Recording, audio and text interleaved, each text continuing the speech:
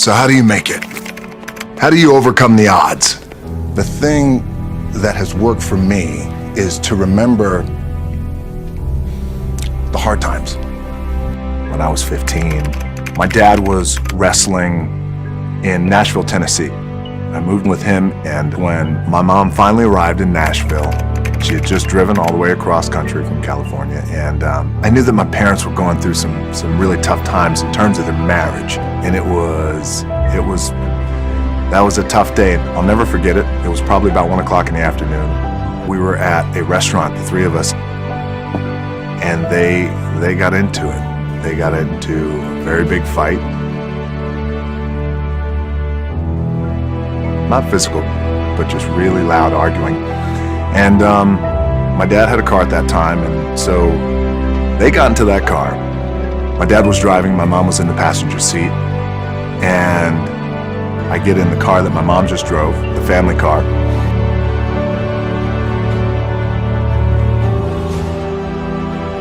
And I start driving it. I already had my license at that time at 15. And we're driving down I-65. I-65 is a major interstate that runs through Tennessee. And I'm watching them drive in front of me, and their car starts swerving, and I can clearly see that they are arguing.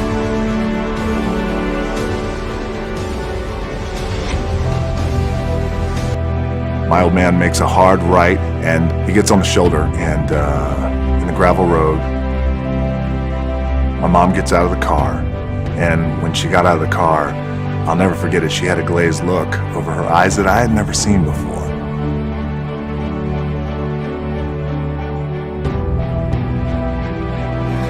And she walks right into the middle of I-65 and continues to walk down into oncoming traffic. And my heart stopped.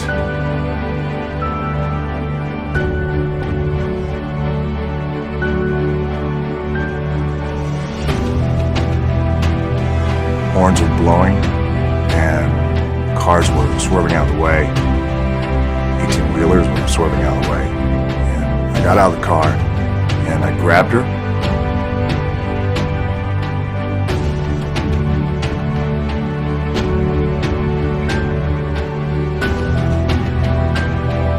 And wrestled her over to the side of the road. I don't remember what I said to her.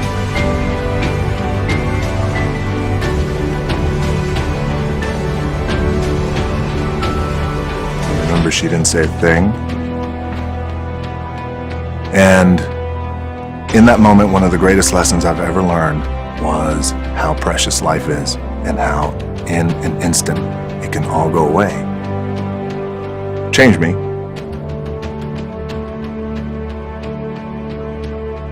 So before a big movie comes out, before, back in the days when I was wrestling with WWE, a WrestleMania match, anything big that would happen, I would always take a moment and I'd just remind myself, all right, I was evicted when I was 14. We were kicked off the island. We couldn't live in Hawaii. Had no place to live. A lot of shit happened then when I moved to Nashville. I was arrested multiple times by the time I was 16 years old. Like, I remember that. I would remember that, and it allows me then to be present in the moment and understand, holy shit, the stuff I have around me right now, this is the shit that I dreamed of when I was a kid. I am here.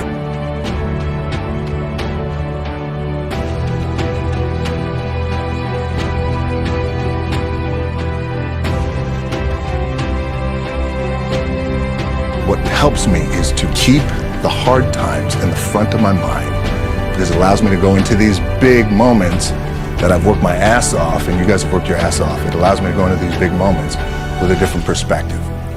What it also does for me, and again, this is what works for me. Like, I keep my back, excuse my language, my back is up against this motherfucker. Every day, it's against this fucking wall. Excuse my language, ladies in the room.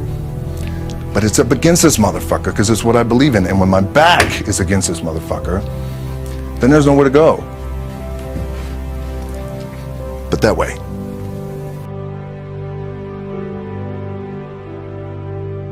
That's it.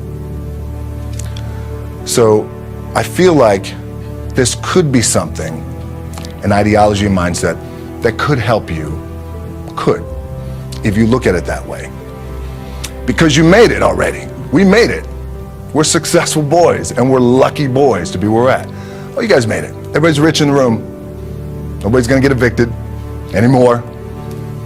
Anything you got, there's no more money problems, right? You got a lot of hands out now. Hey, can I get a little bit? Can I get a little bit? Right, that happens. But when you make it, for me, I need this. I need this. So every day, my back is up against this motherfucker, and this is how I operate. Now, doesn't mean you don't smile, doesn't mean you don't laugh and joke, right? You're happy, I'm a happy guy. But when it comes to business, and when it comes to executing, it's up against this. And I gotta go that way.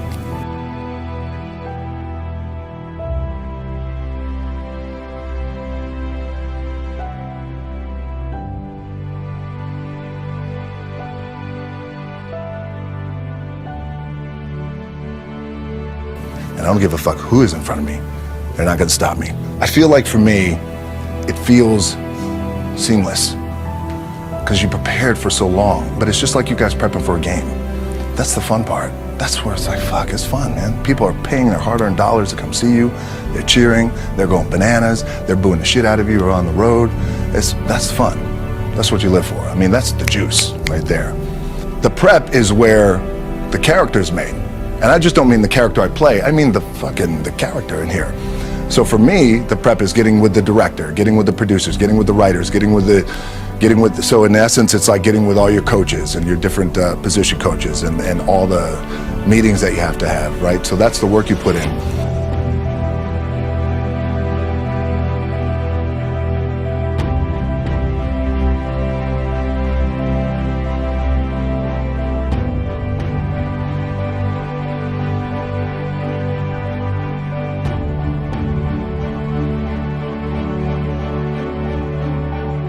The key for me was, where does it start? What's the anchor? What's the anchor? So I could have all these ambitions, and you guys have all these ambitions, which is great. It's important. I'll play this role, you'll play that role. I'll execute this thing, and it'll come out this summer. You guys will execute this thing during the summer, right, when it's time to really put in a lot more work.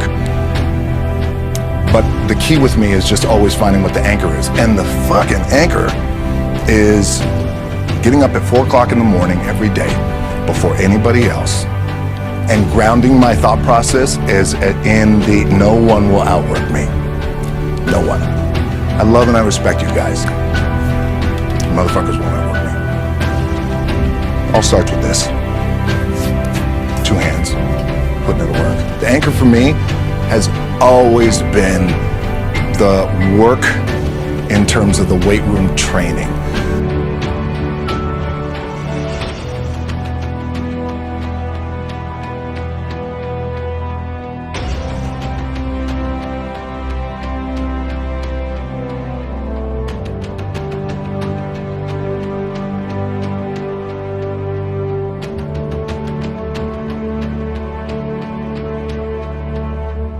But eventually, and I promise you this, the one thing that will never, ever, ever go away is you get your ass in that weight room and you put in the work. That's gonna happen when you're 30, 40, 50, 60, 70. That never goes away. You get on the court, you shoot some shots, but you're gonna wind up right back in the weight room, right? Right back in your spot. Film gives me the biggest opportunity to make the biggest impact, global impact. I don't want to make small movies. I love and respect our movie business, but I want to make big movies that do well. And when they do well, it's not the money thing, because we have money, right? Money's good. Money's good. It ebbs and flows. It's the idea that I can impact as many people as possible with a big global movie. And when the global movie is touching $1 billion, that sounds good, right? It's good for the bank account. It's good for everybody involved. Everybody's getting their piece of cake. It's great. But what that does do, I know I'm impacting people around the world by giving them some good entertainment. The one thing I do want to leave you with is, as you guys know, there's nothing you can't accomplish. You're gonna go on, you're gonna become world champions. The key for me, what I think one of the keys is, Remember where you came from. Keep that shit in the front of your mind, and when shit goes bad and it goes sideways, a lot of shit does, you're getting booed out of the fucking building, or you're coming through this injury, or people are writing you off. Oh, you guys ain't gonna fucking make it. You know, any of that shit. You gotta keep it in here. And it really has to, it should drive you. It should. It works for me. It should drive you. You got all the talent in the world. It's all here. It's all here. Everybody's the next best thing. Everybody's the thing. Everybody's the best. It's all here. But goddamn, I want to do it better. I'd want to do it better. I don't know how that is, because they even said to me, well, how do you do it better than him? This was in 2006. I said, I don't know. But I do believe there's a better way to do it and a different way to do it. Maybe it's through social media, connectivity, global, I don't know. Let me understand the market, all that. And here I am.